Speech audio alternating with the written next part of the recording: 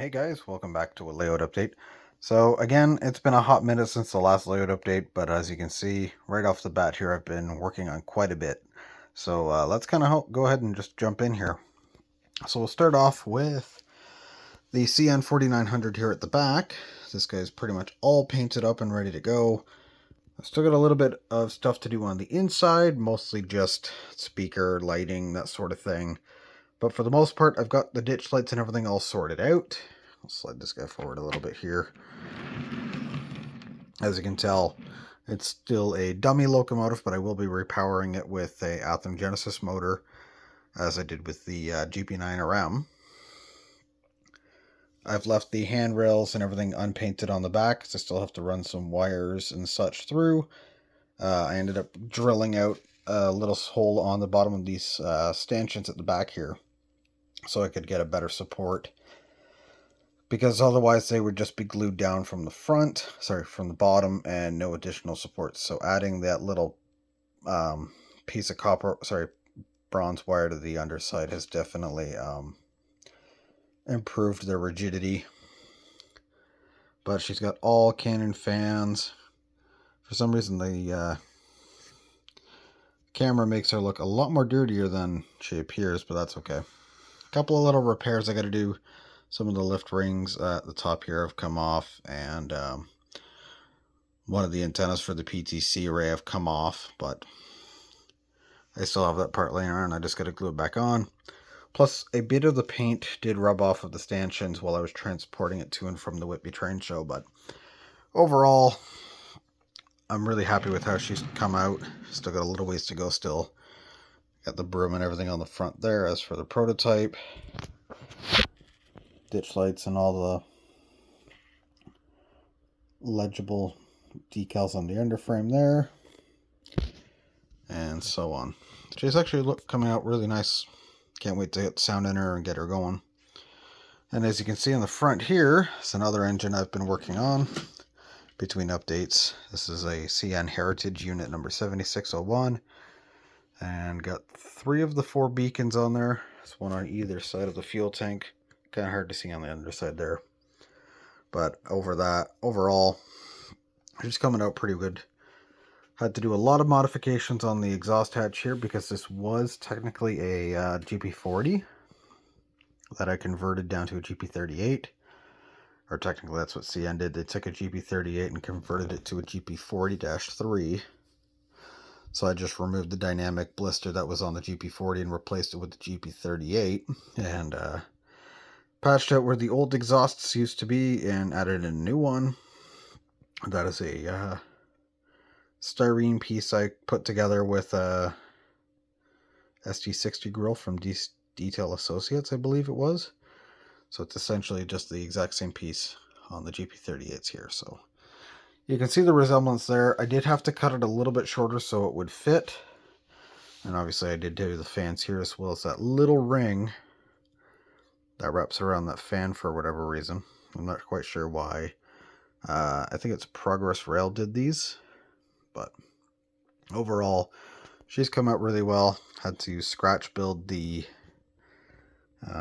snow shields here, as well as the front of the walkway there. Sorry, the little battery box with the vent on the side there.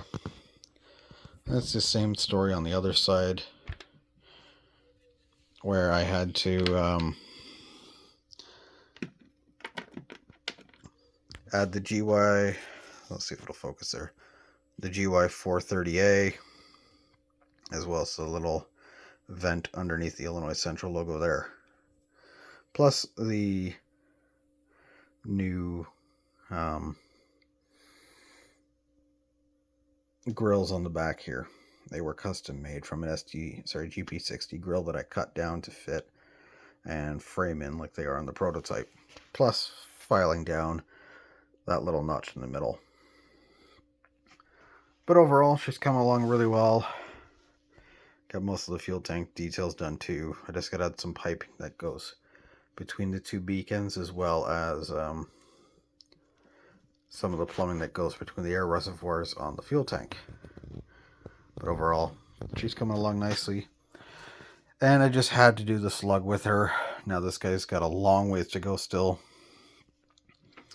I've only just done some of the initial details. This is a complete scratch build.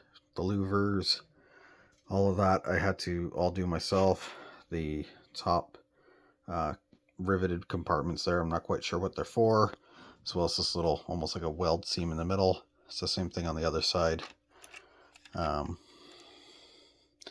Obviously the top is not quite, so the whole thing isn't quite finished yet. I do need to finish the underframe and the walkways and add some of the underbody detail, because these guys have a little air reservoir that spans from the engineer side to the conductor side, as well as I need to mount the couplers from the underframe so she can pair up nicely with 7601 here.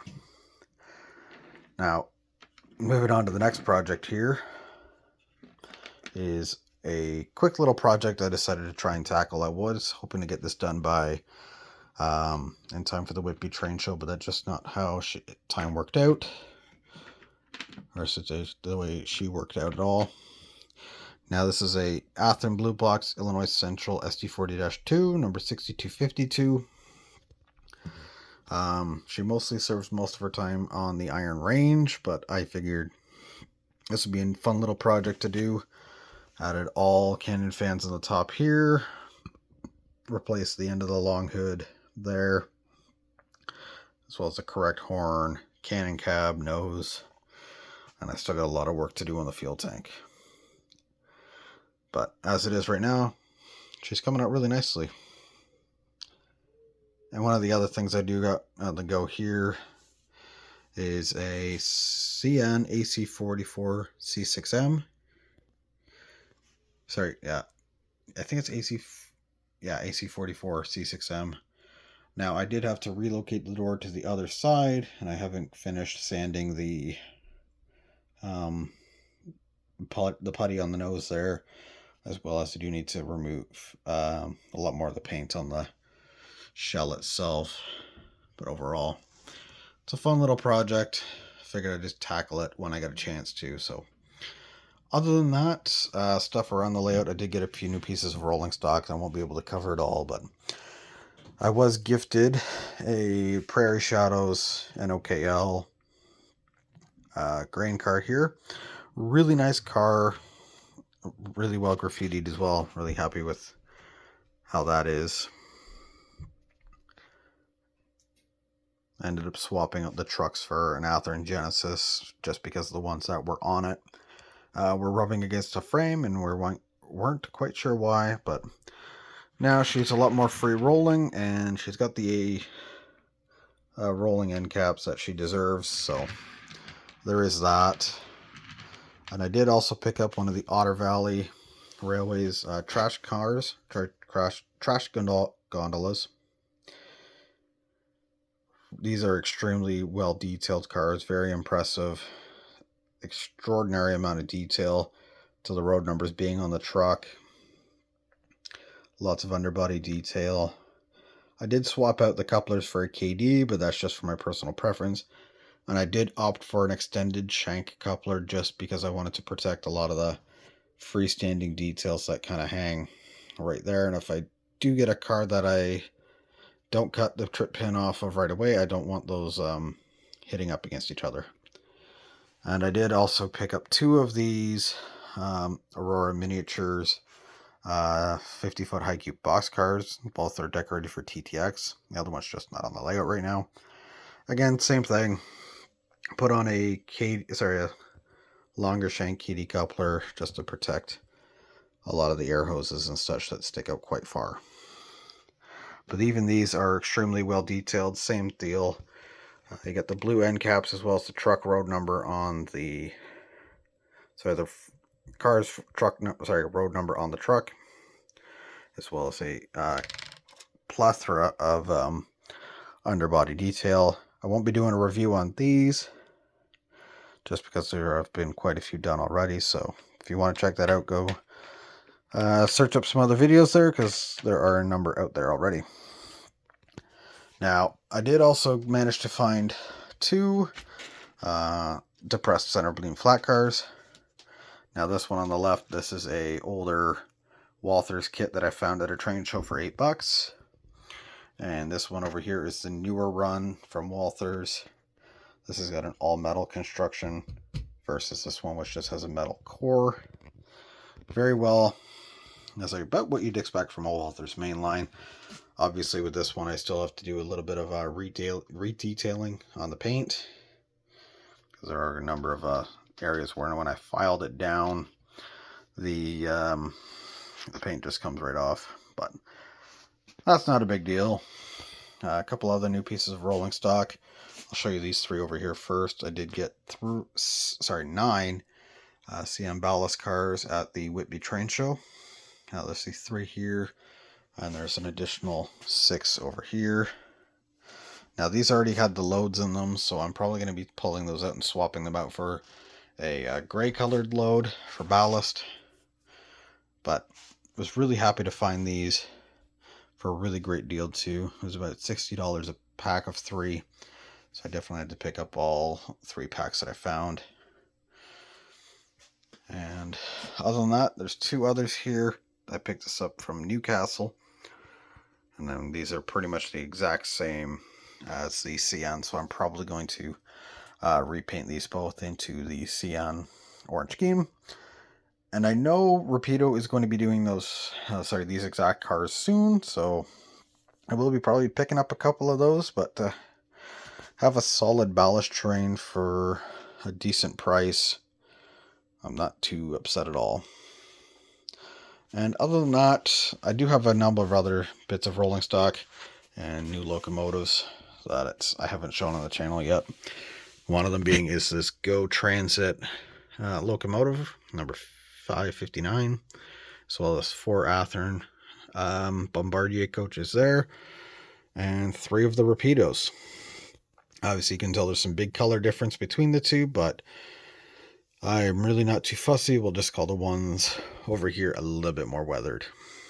But apart from that, I'm not sure if I showed this, but I did also manage to find a P42. I probably have shown that in the past, so apologies there.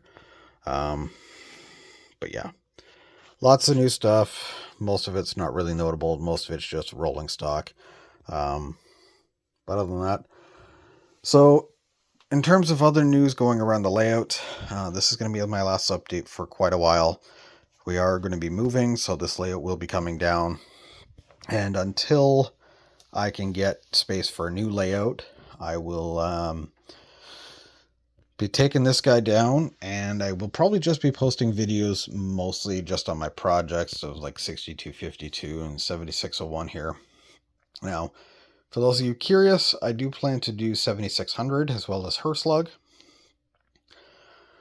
I do have a GP40 that I can use for 7600 right now, but I don't have a SW1500 I can cut down for Herslug. But that's still a little ways off. I don't want to overwhelm myself with too many projects, because these are quite intricate kits. I'm trying to source out parts that I've never really had to use before. Obviously, some of the techniques that I learned from the 4900 unit were applied to 7601 here, which definitely made the process a lot easier. But this was a decent more amount of scratch building than what I've had to do in the past. But it's a fun learning curve, and I will just be plugging away at those projects for a while. I do plan to do a start to finish build on a couple of these, so stay tuned for those eventually. I have started filming one of them, and it'll be a surprise when I do get them out. But apart from that, thank you very much for watching. Thanks for the support over the years, and I look forward to putting out some fun new content for you guys. So until then, take care, stay tuned. I'll see you guys later.